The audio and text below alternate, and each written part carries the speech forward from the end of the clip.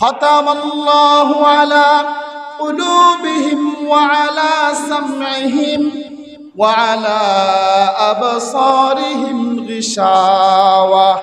আল্লাহ রাব্বুল আলামিন দুনিয়ার কিছু মানুষ আছে যাদের কানের মধ্যে মোহর মেরে দিয়েছেন, তাদেরকে আপনি যত কথাই বলবেন তারা শুনবে না, বুঝবে না। কিছু মানুষ এমন আছে যাদের চক্ষুর মধ্যে মোহর মেরে দিয়েছেন, তাদেরকে আপনি যতই বলবেন যতই বুঝাইবেন তারা চক্ষু দিয়া দেখবে না। কিছু মানুষ আছে যাদের অন্তরের মধ্যে আল্লাহ রাব্বুল আলামিন মোহর মেরে দিয়েছেন, যাদেরকে আপনি যতই বলবেন যতই বুঝাইবেন তারা কখনো বুঝবে না, তারা হক না হক পার্থক্য করতে পারবে না।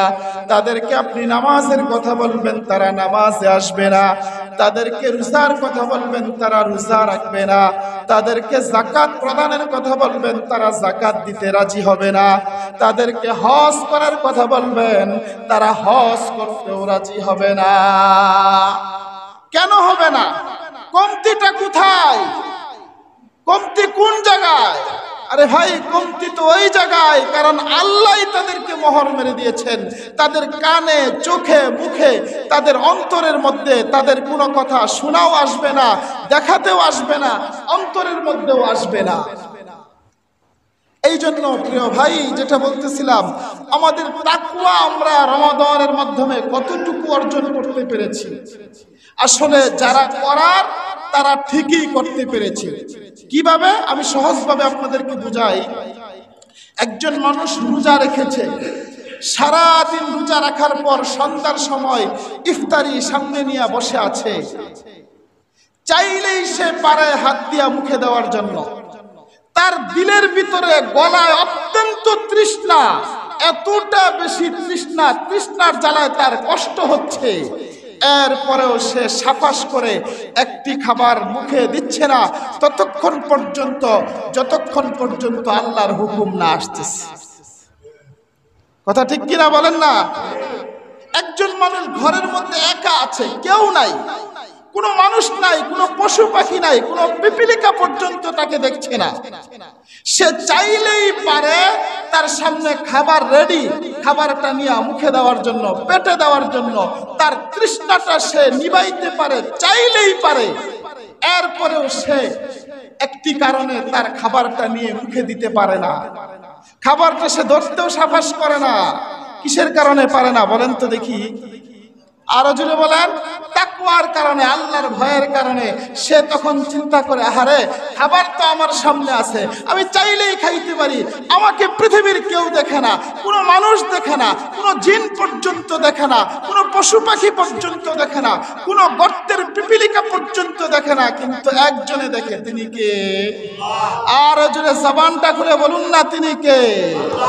যেই মানুষটা আল্লাহকে ভয় কইরা, আল্লাহর ভয় অন্তরে ধারণ কইরা, এই পিপাসার্ত অবস্থায়, তৃষ্ণার্ত অবস্থায় এই খাবারটা গ্রহণ করে নাই, বলেন তো তার ভিতরে তাকওয়া অর্জন হয়েছে কি হয় নাই?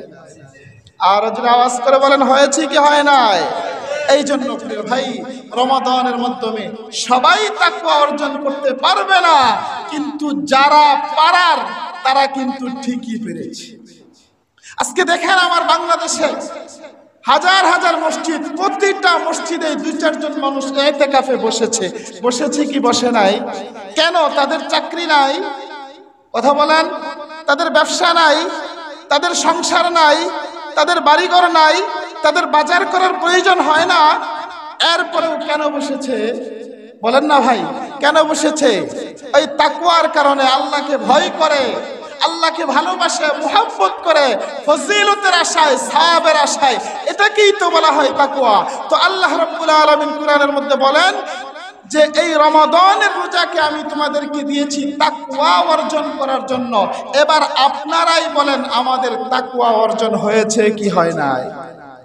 কথা বলেন, হয়েছে। এই জন্য প্রিয় ভাই, রমাদান তো শেষের দিকে, রমাদান তো চলে যাচ্ছে। এই রমাদানের উছিলায় অনেক বেনামাজি নামাজ ধরেছে, অনেক বেরোজাদার রোজা ধরেছে, অনেক পাপিষ্ট তার পাপ থেকে ফিরে এসেছে।